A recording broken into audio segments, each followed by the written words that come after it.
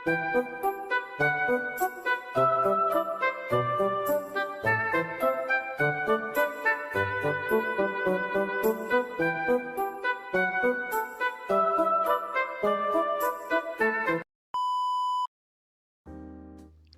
guysku, kembali lagi bersama Bang Tosa Update di sini ya, teman-teman, dalam pembahasan prospektus IPO, teman-teman ya.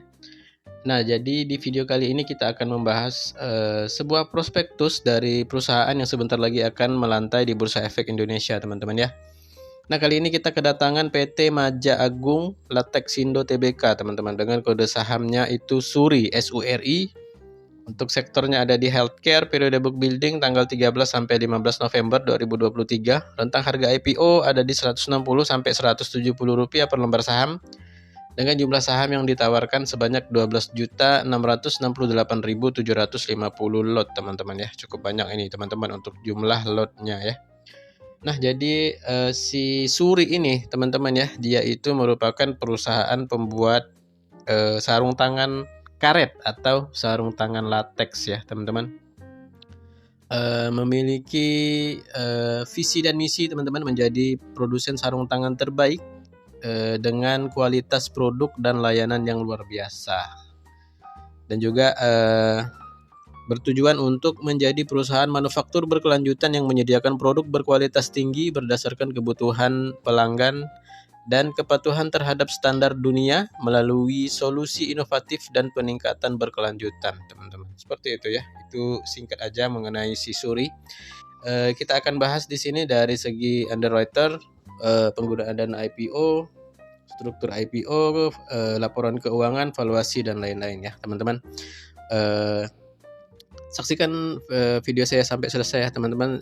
Sekali lagi saya ingatkan bahwa video ini saya buat sebagai media informasi dan edukasi kepada teman-teman, juga mungkin bagi teman-teman yang gak ada waktu untuk membaca prospektus ya. Jadi teman-teman bisa saksikan video saya untuk bahan referensi atau pertimbangan apakah nantinya akan ikut meramaikan IPO-nya si Suri atau tidak. Tidak ada ajakan atau paksaan untuk membeli saham IPO tertentu. Semua apa yang saya sampaikan bersumber dari prospektus perseroan, teman-teman ya, seperti itu. Oke, langsung saja teman-teman kita meluncur ke prospektus dari si Suri.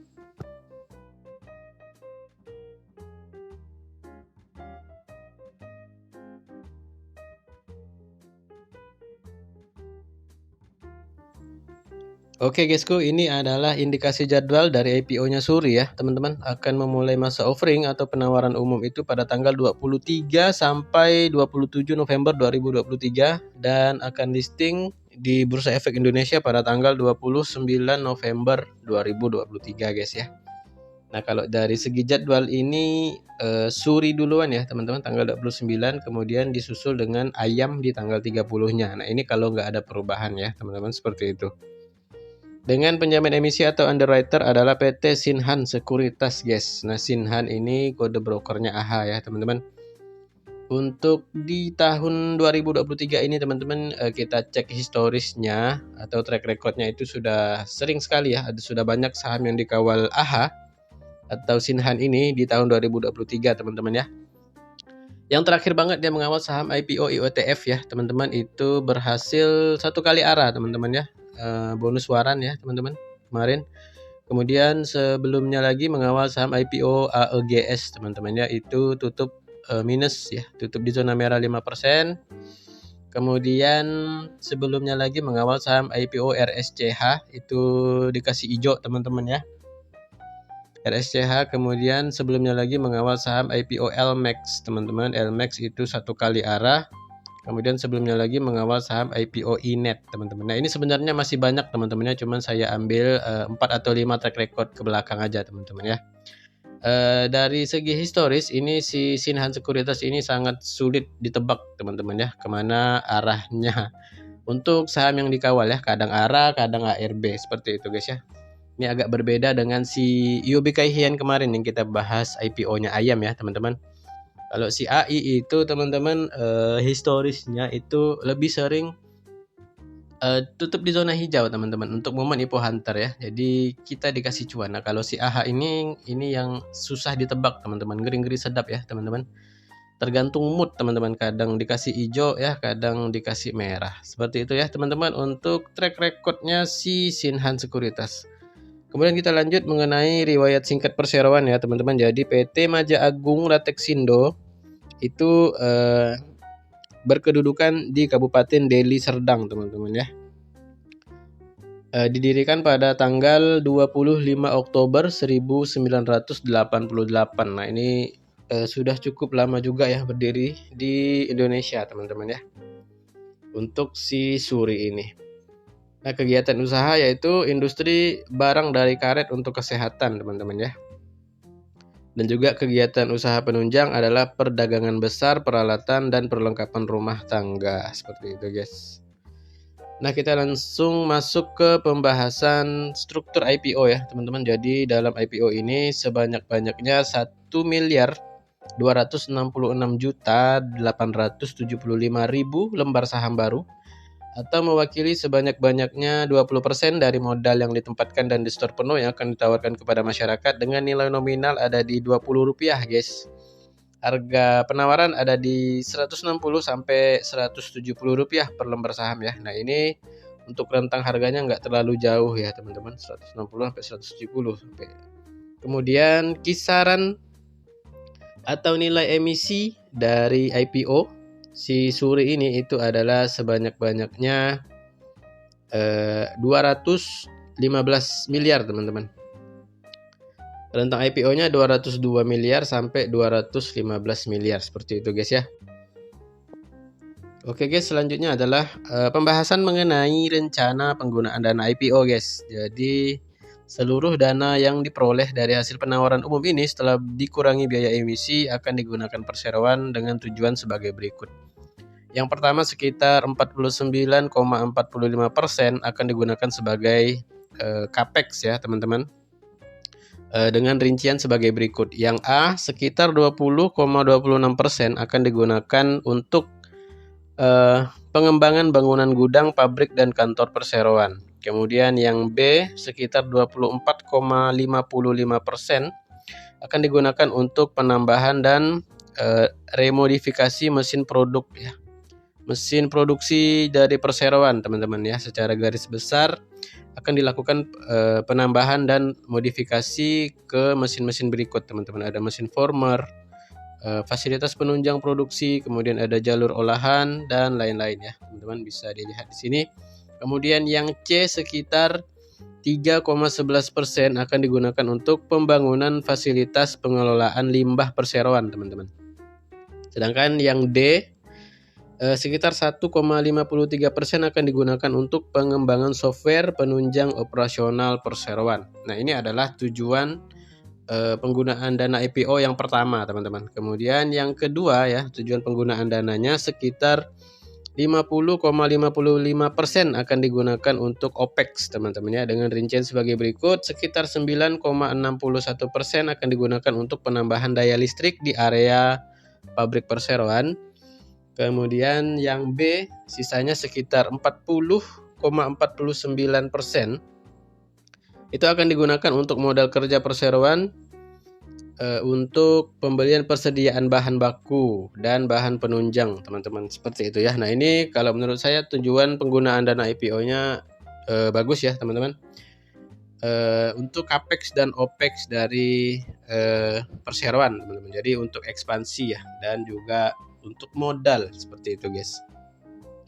Nah ini kita lihat adalah modal dasar ya teman-teman, atau struktur permodalan teman-teman. Jadi yang menjadi pengendali itu adalah Bapak Hansen Jap teman-teman. Ya ini adalah pengendali. Kemudian disusul lagi ini pemegang sahamnya adalah Email Dalin teman-teman. Kemudian disusul dengan masyarakat seperti itu guys ya. Oke guys, selanjutnya adalah pembahasan mengenai dividen ya teman-teman. Nah di sini dikatakan bahwa perseroan berencana untuk membagikan dividen kas sebanyak-banyaknya 50% dari laba bersih tahun berjalan setelah menyisihkan untuk cadangan wajib mulai tahun buku 2023 teman-teman. Nah ini perusahaannya sedang merugi ya guys ya. Jadi untuk dividennya dia itu harus menyisihkan dulu teman-teman untuk cadangan wajib. Nah setelah itu baru mungkin akan bagi-bagi dividen seperti itu guys ya. Nanti kita lihat di pembahasan kinerja keuangan guys. Nah ini adalah laporan keuangan guys ya untuk si Suri ini teman-teman. Nah kita pantau dulu di sini dari segi aset terpantau menurun ya teman-teman dari tahun 2020 220 miliar, kemudian per 31 Mei 2023 ada di 177 miliar. Kemudian kita lihat juga dari segi hutang atau liabilitas juga terpantau menurun ya teman-teman dari 2020 154 miliar, kemudian per 31 Mei 2023 ada di 55 miliar. Kemudian dari segi modal atau ekuitas ya terpantau naik nih teman-teman dari 66 miliar di tahun 2020 per 31 Mei 2023 ada di 122 miliar. Seperti itu guys, ini laporan keuangan dari si Suri ya. Nah ini adalah kinerja keuangan teman-teman ya. Dari si Suri kita lihat di sini penjualannya teman-teman dari tahun 2020 ke tahun 2022 yaitu turun teman-teman ya. Sempat stabil di 2021, kemudian per 2022 ini menurun untuk penjualannya seperti itu guys ya. Kemudian kita pantau juga dari laba bersih teman-teman ya. Dari laba bersihnya juga terpantau menurun nih teman-teman ya dari tahun ke tahun. Dan per sekarang juga di 2023 itu juga masih mengalami penurunan guys teman-teman. Seperti itu. Nah ini ada lockup ya teman-teman dari IPO-nya si Suri teman-teman ya. Jadi para pemegang saham lama ya dan juga pengendali itu tidak akan mengalihkan ya seluruh ataupun sebagian sahamnya sampai dengan 8 bulan setelah Suri ini listing di Bursa Efek Indonesia. Seperti itu guys. Kemudian di sini adalah lockup juga ya untuk pengendali utama yaitu Bapak Hansen Jap bersedia untuk tidak mengalihkan kepemilikan sahamnya dalam jangka waktu sekurang-kurangnya 12 bulan guys. Seperti itu. Nah, ini kita lihat adalah Dewan Komisaris dan juga Dewan Direksi ya teman-teman. Ada Louis Hans selaku komisaris utama, warga negara Medan ya, warga negara Indonesia tinggal di Medan teman-teman. Kemudian komisarisnya ada Jen Zhou ya selaku komisaris warga negara Indonesia teman-teman ya, sama orang Medan juga nih teman-teman. Kemudian kita lihat ada komisaris independen, ada Ibu Sri Mulyani juga teman-teman ya, warga negara Indonesia tinggal di Pati. Kemudian ada direktur utama, ya ini adalah Imelda Lin teman-teman ya, selaku direktur utama dari si Suri.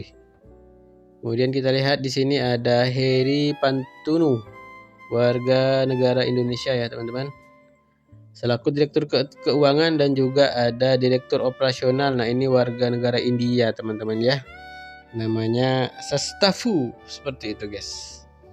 Ini kita lihat juga ada direktur marketing Bapak Engel Stefan.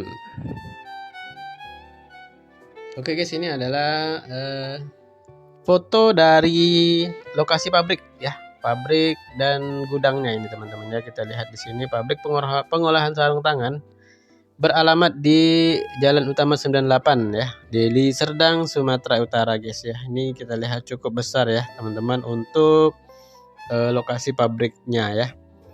Nah ini juga gambar lainnya dari pabrik si Suri ya teman-teman, lumayan gede ya untuk pabriknya. Nah ini adalah produk yang dihasilkan perseroan ya teman-teman. Ini ada merek dagangnya itu Sharmok dan juga MyGuard ya. Nah, di sini tidak ditampilkan gambarnya teman-teman ya. Kalau teman-teman pengen lihat silahkan klik di Google aja ya teman-teman, pencarian Sharmok seperti itu. Nah kemudian ini adalah valuasi dari Suri ya teman-teman. Kita lihat di sini potensi market cap-nya itu ada di 1 triliun sampai dengan 1 triliun 800 miliar rupiah. Untuk price to sales itu ada di 29,3 kali sampai 31,1 kali. Untuk price to earning atau PER-nya ini minus ya teman-teman, karena perusahaannya sedang rugi seperti itu guys. Kemudian untuk PBV-nya ada di 3,1 sampai 3,2 kali. Ini adalah valuasi dari si Suri guys. Oke guysku, dari hasil pembahasan singkat kita mengenai prospektus IPO-nya si Suri ya teman-teman, atau PT Maja ya, PT Maja Agung Latexindo teman-teman ya. Sudah ada beberapa poin-poin yang sudah bisa kita jadikan bahan pertimbangan apakah nantinya teman-teman akan ikut meramaikan IPO-nya si Suri atau tidak.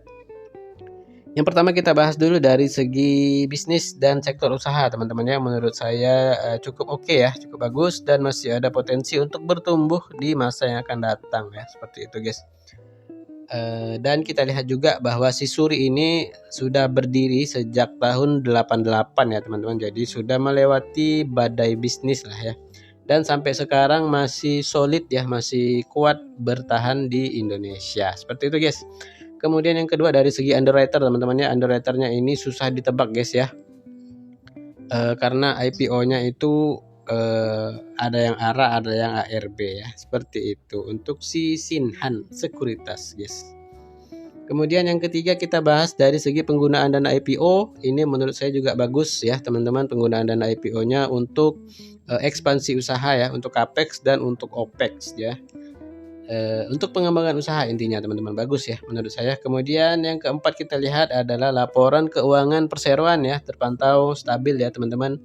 Kita lihat dari segi hutangnya turun ya, ekuitas naik dan juga asetnya sedikit mengalami penurunan guys ya, untuk si keuangan dari Suri ini guys ya.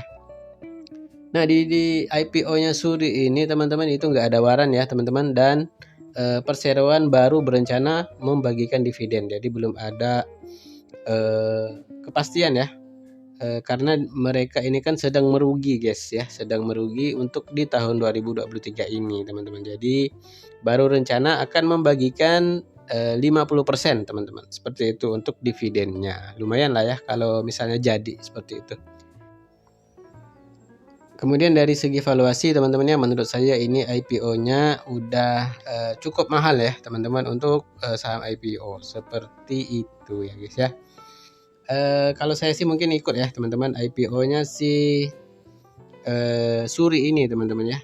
Saya akan ikut memanfaatkan momen IPO Hunter yang momen jangka pendek, cuan bungkus. Syukur-syukur kalau bisa ARA ya teman-teman, seperti itu. Nah buat teman-teman yang pengen ikutan, pastikan dengan profil risiko masing-masing dan jangan lupa manajemennya teman-teman diperhatikan ya teman-teman untuk setiap transaksi kita di pasar modal. Seperti itu guys ya. Nah mungkin cukup sekian pembahasan kita dari IPO-nya Suri teman-teman ya. Mohon maaf atas segala kekurangan. Mudah-mudahan apa yang saya sampaikan sedikit di sini bermanfaat bagi teman-teman, dan mudah-mudahan sudah bisa menimbang ya apakah nantinya akan ikut IPO-nya si Suri ini. Seperti itu guys ya. Sekian dulu dari saya. Sekali lagi mohon maaf dan sampai bertemu kembali ke pembahasan saham IPO selanjutnya.